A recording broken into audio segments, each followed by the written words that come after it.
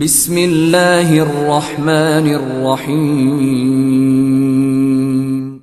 In the name of Allah, the Beneficent, the Merciful. نحمده ونصلی علی رسولہ الکریم، اما بعد. اعوذ باللہ من الشیطان الرجیم، بسم اللہ الرحمن الرحیم. جیسے جیسے حضور اکرم صلی اللہ علیہ وسلم کا زمانہ ہم سے دور ہوتا جا رہا ہے اور آپ کا وقت ہم سے دور ہوتا جا رہا ہے، ویسے ویسے ہماری زندگیوں میں بے نوری، ظلمت اور گمراہی عام ہوتی چلی جا رہی ہے. حضور اکرم صلی اللہ علیہ وسلم کا زمانہ اتنا بابرکت اور پر نور تھا کہ ہر بندے کو اس کی گمراہی کا اللہ تعالیٰ خود احساس دلا دیتے تھے. اگر کوئی بندہ غلطی کر بھی جاتا یا اگر کوئی بندہ راہ راست سے ہٹ بھی جاتا تو اللہ تعالیٰ خود اس پر مہربانی فرماتے اور اس کے لیے ہدایت کا راستہ کھول دیتے تھے. اور جب تک امت میں حضور صلی اللہ علیہ وسلم کے اقوال و فرامین پر اعتماد والی کیفیت رہی، اللہ تعالیٰ کی طرف سے ہمیں رہنمائی اور ہدایت کا سامان مکمل طور پر ملتا رہا. جیسے جیسے ہم دور ہٹتے چلے جا رہے ہیں، وہ نور نبوت اور وہ حضور صلی اللہ علیہ وسلم کی ہدایت اور وہ کامیابی کا راستہ، اس کے اوپر دوری کے اندھیرے پڑتے چلے جا رہے ہیں. نتیجے میں لوگ اپنی سوچ اور فکر کو رہنمائی کا سامان سمجھنے لگے ہیں.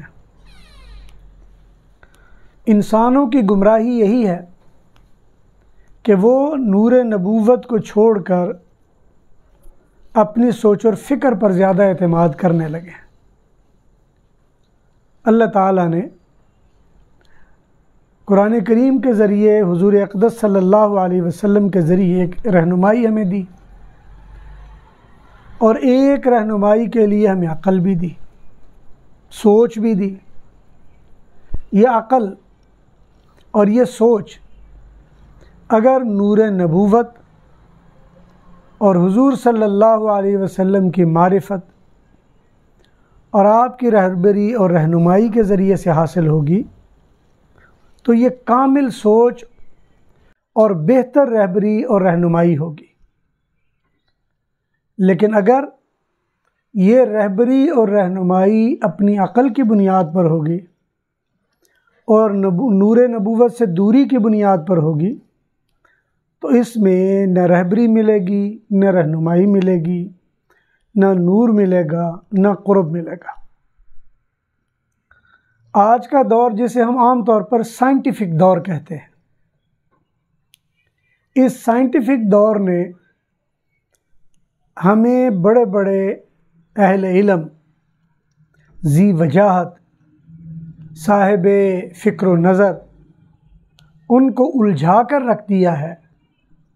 اور اس سائنٹیفک میتھڈ میں یا سائنسی طریقہ کار میں ہم لوگ بعض اوقات اللہ تعالیٰ کا دین، اس کی معرفت اور اس کی رہبری اور رہنمائی کو پس پش ڈال چکے ہیں.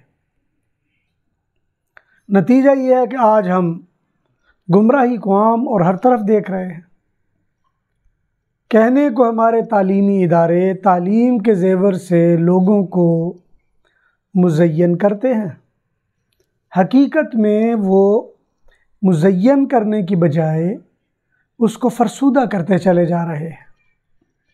انسانوں کو پژمردہ کرتے چلے جا رہے ہیں، انسانوں کو راہ راست سے نیچے کرتے چلے جا رہے ہیں، اور لوگوں میں، انسانوں میں رہبری اور رہنمائی کا وہ اصول اور پہلو وہ نظروں سے اوجھل ہوتا جا رہا. ضرورت اس بات کی تھی کہ حضور اکرم صلی اللہ علیہ وسلم کے ذریعے جو وحی کا نورانی علم ہمیں ملا اور ہمارے اپنے تجربے کی بنیاد پر جو محنت کے ذریعے، کسب کے ذریعے، سوچ و فکر کے ذریعے جو ہمیں معرفت ملی، ان کے آمیزے سے ایک راستہ بنایا جاتا، لیکن ہم نے تقریباً 100 سال سے یہ معیار بنا لیا ہے کہ وحی کے ذریعے آنے والے علم کو ہم اپنے تجربے والے علم سے پرکھنا شروع کر دیا ہے۔ ویسے تو یہ یورپ میں فکر چلتی چلی آ رہی تھی، لیکن ہمارے اس معاشرے میں انگریز کی غلامی کے بعد، خاص طور پر یہ 1857 اور 1900 کے درمیان، 1901-2 کے درمیان یہ چیز زیادہ بڑی ہے کہ لوگوں میں فکری آلودگی زیادہ ہو گئی ہے، لوگوں نے انتشار کی کیفیت زیادہ اپنے اندر پیدا کر لی ہے، اور اسی کے نتیجے میں ہم نے عقائد کو اسی اینگل سے دیکھنا شروع کر دیا ہے، اور اس اینگل سے دیکھنے کی وجہ سے بعض مسائل جو بظاہر چھوٹے تھے ان کو بڑا بنا دیا گیا ہے، اور بعض مسائل جو بہت بڑے تھے ان کو ویسے ہی نظروں سے اوجھل کر دیا گیا ہے۔